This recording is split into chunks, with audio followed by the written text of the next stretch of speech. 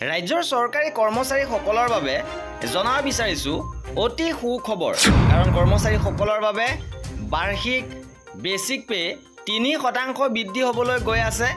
আৰু লগতে বৃদ্ধি হ'বলৈ গৈছে ডিএ আৰু এইচআৰএ 3% বেচিক পে বৃদ্ধি হ'ব লগতে বৃদ্ধি হ'ব ডিএ এইচআৰএ নতুন দৰমহা গাঁথনি কিমান হ'ব সবিশেষ আপোনালোকক জনাই দিব বিচাৰিছো ভিডিঅটো প্ৰথমৰ পৰা শেষলৈকে চাই থাকিব গ্ৰেড 3 কৰ্মচাৰীসকলৰ যিসকলৰ গ্ৰেড পে 5000 টকা তেওঁলোকৰ 3% বেচিক পে বৃদ্ধি হৈ 19570 টকা হ'ব আৰু ডিএ 4% বৃদ্ধি হৈ 10568 টকা হ'ব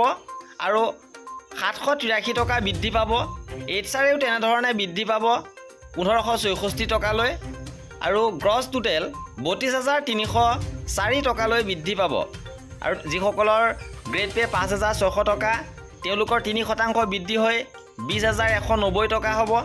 ডিএও 4% বৃদ্ধি পাব সৰ্বমুঠ বৃদ্ধি পাব 808 টকাকৈ বৃদ্ধি পাব এইচআৰএও বৃদ্ধি পাব তেনেধৰণে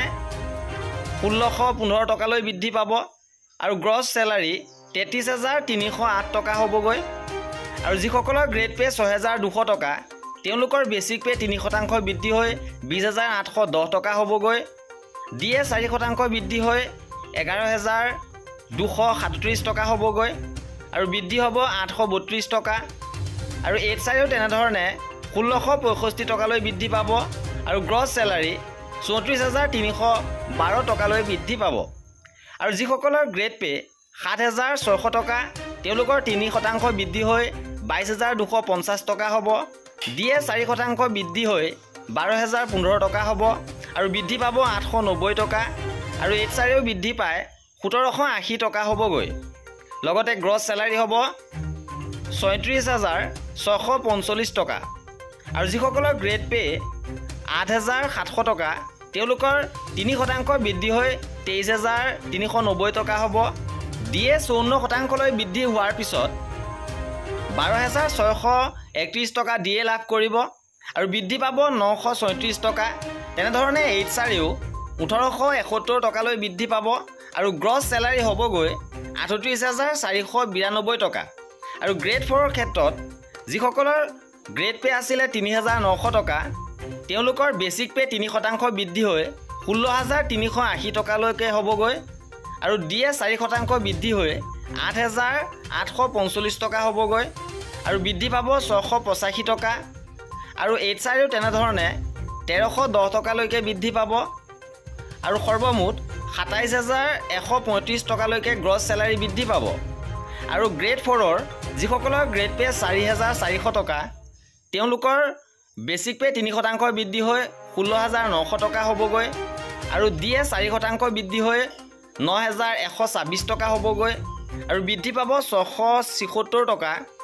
আৰু গ্ৰছ স্যালাৰি হ'বগৈ আৰু এইচআৰএ তেওঁলোকৰ বৃদ্ধি পাব 1312 টকালৈ আৰু গ্ৰছ স্যালাৰি 27978 টকা হ'বগৈ ইপিনে গ্ৰেড 2ৰ ক্ষেত্ৰত যিসকলৰ গ্ৰেড পে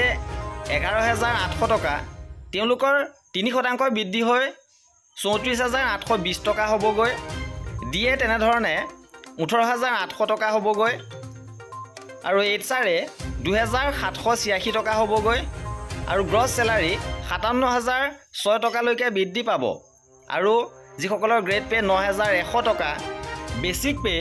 32040 টকালৈ বৃদ্ধি পাব আৰু ডিএ 4% বৃদ্ধি হৈ 17298 টকালৈকে বৃদ্ধি পাব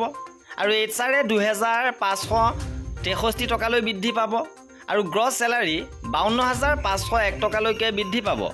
আৰু গ্ৰেড 1ৰ ক্ষেত্ৰত যে গ্ৰেড পে যিসকলৰ 12700 টকা 3% ইনক্ৰিমেণ্ট হৈ তেওঁলোকৰ 43990 টকা হ'বগৈ আৰু ডিএ 4% বৃদ্ধি হৈ 23755 টকা হ'বগৈ বৃদ্ধি পাব 1760 টকা আৰু এইচআৰএ 3519 টকা হ'বগৈ আৰু গ্ৰছ স্যালাৰি হ'ব 71864 টকা আৰু গ্ৰেড পে যিসকলৰ 13300 টকা তেওঁলোকৰ 44600 টকালৈকে বেচিক পে বৃদ্ধি পাব আৰু ডিএ 24084 টকালৈ বৃদ্ধি পাব আৰু বৃদ্ধি পাব 1784 টকা লগতে HR ৩৫৬৮ টকা হ'বগৈ আৰু গ্ৰছ চেলাৰী হ'ব ৭২,৮৫৮ টকা আৰু কৰ্মচাৰীসকলৰ দৰমহাৰ এই বৃদ্ধি জুলাই মাহৰ পৰাই হ'ব আৰু জুলাই মাহৰ দৰমহাত